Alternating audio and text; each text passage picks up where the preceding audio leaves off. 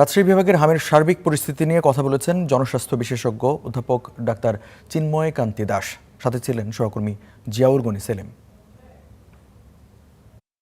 WS এর guideline অনুযায়ী ছিল যে 9 মাস থেকে 9 মাস পূর্ণ হলে এবং 15 মাস পূর্ণ হলে দুটো টিকা দিয়ে দেওয়া হয়। হাম তার সাথে রুবেলা বলে আরেকটা ভাইরাসের টিকা আছে, দিলে তার সেই বাচ্চাগুলো মোটামুটি দেখা যাচ্ছে 95 to 97% তারা ইমিউনিটি গ্রো করে। কিন্তু এবারের প্রেক্ষাপটটা ভিন্ন। এবার দেখা গেছে যে আউটব্রেকটা হয়েছে সেটা হচ্ছে রাজশাহী ডিভিশনে, তার মধ্যে সবচেয়ে নবাবগঞ্জে একটু বেশি আর কি। তো তাতে দেখা গেছে তার প্রায় 60 to 65% বাচ্চা 9 বছরে 6 মাসের মধ্যে আর কি। সাধারণত মায়ের কাছ থেকে যে ইমিউনিটিটা পায় সেই ইমিউনিটিটা 9 মাস পর্যন্ত থাকে, আস্তে আস্তে কমে 6 মাসের পরে। কিন্তু এত ব্যাপক আকারে যে সংক্রমণ এটা আমরা ধারণা করিনি। সুতরাং এটা একটা দেখার বিষয় আছে যে এখানে গবেষণার বিষয় আছে। কিন্তু আমরা যেমন অনেক আছে স্মল পক্স ইরাডিকেট করা গেছে, কিন্তু এটা ইরাডিকেট করা যাবে না।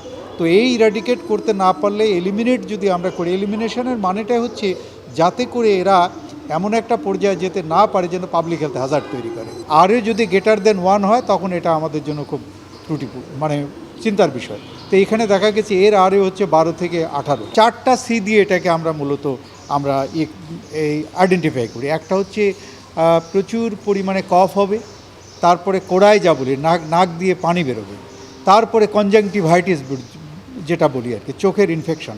আর একটা বলি কপ্লিক স্পট, যে সেটা কি মুখের ভেতরে যে গালের দিকে দেখা যায় যে একসময় সাদা সাদা ফুসকুড়ি হয়।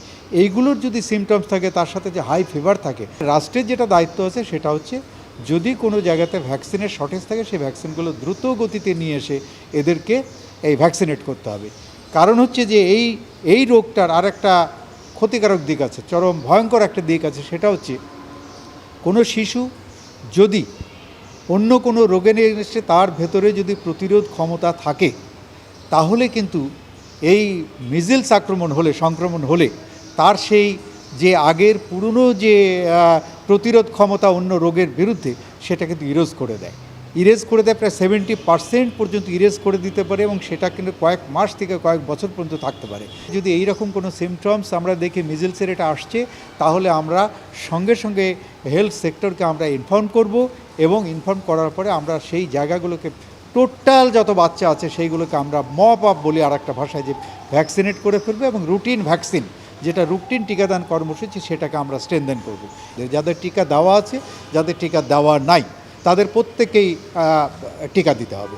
তাতে অসুবিধার কিছু নেই। আমরা যদি একটা ডোজ বেশি নিই তাতে ভয়ের কিছু নেই, কিন্তু এটাতে অন্য কোনো ইম্প্যাক্ট করবে না।